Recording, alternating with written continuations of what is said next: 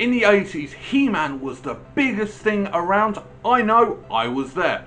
So when a big screen film comes along, you expect it to do well? No, it bankrupted a studio.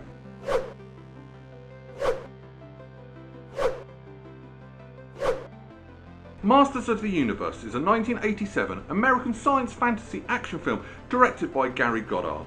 It's based on the Mattel toy line of the same name and tells the story of two teenagers who meet the mighty He-Man, who's arrived on Earth by chance from the planet Eternia and now goes on a mission to save the universe from the mighty evil Skeletor, his nemesis. When the film was released, it was a critical and commercial failure, but nowadays is classed as a cult classic. So what could have made the film better? Well, that's what I do best, and I'm going to be talking about 10 things that could make Masters of the Universe better. Number 10. Set on our Earth. So, as regular viewers of my show know, this is a rule on this channel. If a film is based on a property that's set on another planet, it goes on this list. There's no reason for it, and this film is no exception at all. The TV series, the cartoons, the toys are all based on the planet Eternia, and they set this film on Earth. Why? It makes it more confusing, and it actually dulls the story, and especially in this case as the beginning and end set on Eternia. The rest of it, why? It doesn't make sense. There was no need for it. Number 9. Films came out after the He-Man craze. He-Man actually originally got launched in 1982. Yes, I'm going to give a bit of a history lesson here today, but yeah, it got launched in 1982 and it got super popular very quickly on both sides of the Atlantic. As you know, I'm in the UK, and yeah, He-Man was huge over here. And in the height of its peak was in 1985, but by 1986 and 1987, the popularity had waned. It was going on a bit. No one really was interested in it. So when this film comes out in 1987, the popularity's gone. It's past its peak. Not as many people care about He-Man. What they should have done is released it during the peak, or waited God knows how many years when nostalgia's sticking in. I mean, nowadays, a He-Man film would actually do a lot popular than it did back then. And there is one in development for Netflix. Why Netflix? But hey ho, that's a different story. But yeah, releasing the film after the popularity probably hurt this film a lot. Number 8. Using paintings, not models. So at the very beginning of this film, we actually see this beautiful painting, and I'm not going to say it's an appalling painting, it's a beautiful painting of Castle Grayskull. And it's a brilliant painting, but it doesn't work on a live action big screen film. You could so tell it was a painting, especially as they zoom in and you can see all the brush marks on it as well. They should have used a model. It would have looked a lot more better. You would have actually had that depth to it as well. And before anyone says that would have cost them too much money, no, you could have just run to your local toy store, buy a model of Castle Grayskull, come back and just repaint it. Do a painting for the background, but use the actual model. It would have looked so much cooler, it looked so much better. But yeah, the film is so obviously a painting, and it's not something you want to see at the very beginning of a film. Number 6. Ripping off other films' music. The film's music was actually scored by Bill Conti. You know, the bloke who did Rocky films.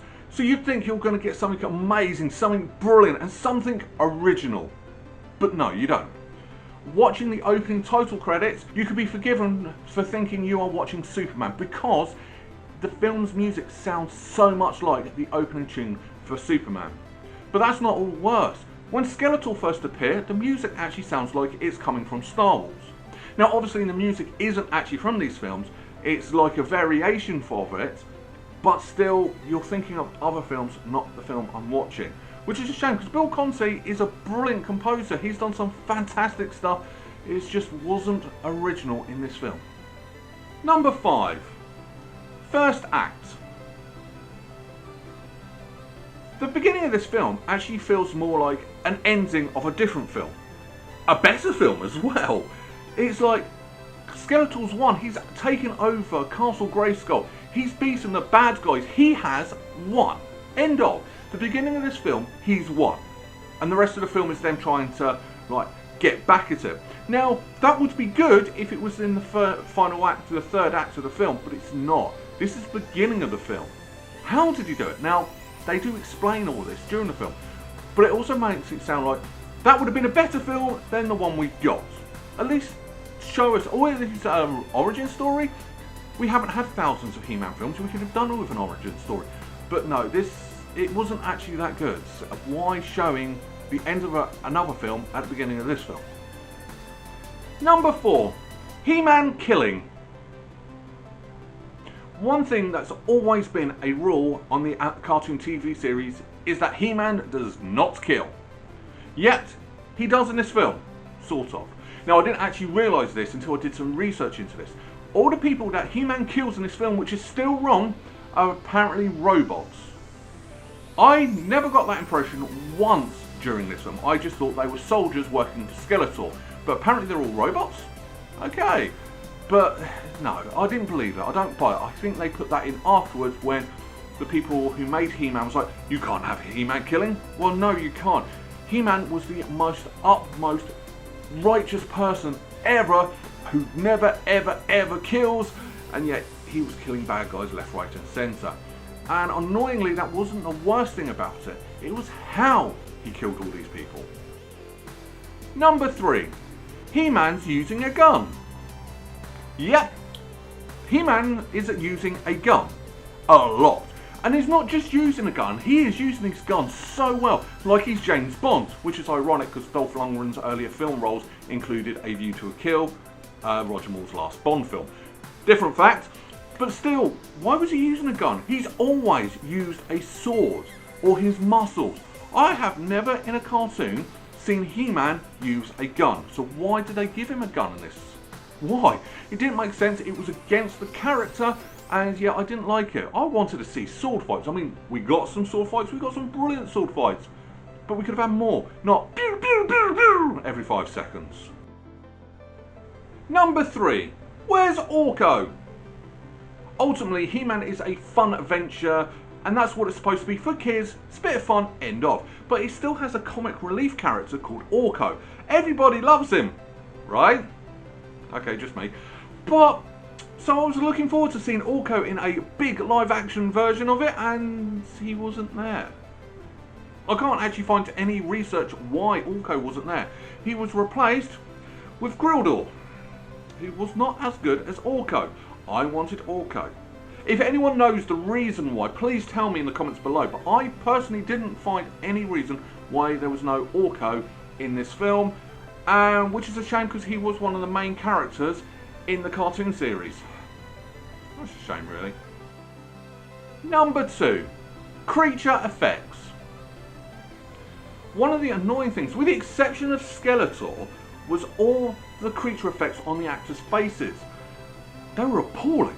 Seriously, the actors couldn't actually move. The mouth bits were fine, but the rest of it, so you never got the actors actually portraying their emotion. I mean, they did better creature effects on classic Doctor Who in the 60s. So why was it missing in this film? It just was very unbelievable. I mean, they looked great, but that was it. There was nothing actually moving on. So when they're trying to act scared or happy or angry, it was the same facial expression every single time. These are trained professional actors. They need to be able to act. You restrict them by sticking something on their face. The only one that just was brilliant was Skeletor. That was fantastic. But other than that, especially Grildor was just annoying. And I just found the whole prosthetics off-putting. Same with everybody else. Number 1, too much human. So you would think a film called Masters of the Universe, the main characters, the main focus of this film would be He-Man and the Masters of the Universe against his villains, right? Wrong! The main focus was the 2 human people. I mean, granted, they were played by Courteney Cox, who went on to fame in Friends, and you also had Duncan McNeill, who also found fame in Star Trek Voyager as Tom Paris. But why were they the main focus? I don't want to see them. I wanted to see He-Man. I wanted to see He-Man having fights. I'm sounding really wrong here, but that's what I wanted as a kid, and we never got that. Lose the human. This is going back to point number 1, why we shouldn't set it on Earth. Why were there humans in this? What, to make it more relatable? No, it's actually more off-putting. No more humans! Final thoughts. So when I first watched this as a kid, I thought this film was appalling, and I hated this film, and I've probably only ever watched it once. As an adult, yeah, the film's still appalling, but it's more of a cheesy appalling. I actually do appreciate it's a little bit better. It's a lot more accurate and close to the source material than the last 2 videos I've reviewed, but still, there was still a lot wrong with it. And a lot of it was more behind the scenes stuff than what we actually see. On the screen, it's actually a good, enjoyable film if you sort of take out the human elements of it. Frank Welker was awesome as Skeletor. He had me laughing when I was watching this as an adult. Dolph Lundgren as He-Man was actually perfect as He-Man. Especially at that stage in his career, he's still quite new, he's still quite green. That comes across in his performance, but strangely enough, it makes the performance better. If you got a more experienced actor, I don't think it would have worked as well. So yeah, Dolph Lundgren's inexperience actually benefited. And I also did enjoy He-Man and Man of Arms' little banter going on, because you could actually see that happening, and it was brilliant. The story, as I said, is a bit all over the place. Why start it at the end of a previous film that never got made is an annoyance. The special effects are not as good. There's so much wrong with this film, but it's still actually an enjoyable film. I did enjoy the film. The only part of the acting side of things I didn't like was the actress who played Teela.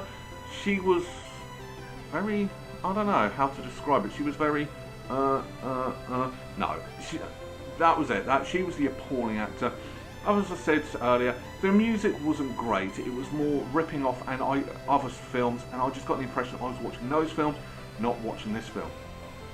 It gives more of an impression of a cheap B movie rather than a big blockbuster film, but in its heyday, it's a good cheesy film, and that's why we appreciate it a lot more nowadays than it did when it came out. So what am I going to rank it? Well, you know what? I'm actually going to be a little bit nicer. I'm actually going to give it 6. Yep, 6 out of 10 berries. Can't go any higher because it is an appalling film, but it's not as bad as what I remember it to be. But hey ho. But that was what I think. What do you think? Leave your comments below. It's a shame we never got the sequel because the studio went bankrupt, but we have got a Netflix version coming in the future, 2021, 2022, I can't remember off the top of my head. But yeah, if you want to get in touch with me, I'm on various social networking, Facebook, Twitter. Just search for @BerryMan81, or there's links in the description below. On to next week. I'm doing a comic book film.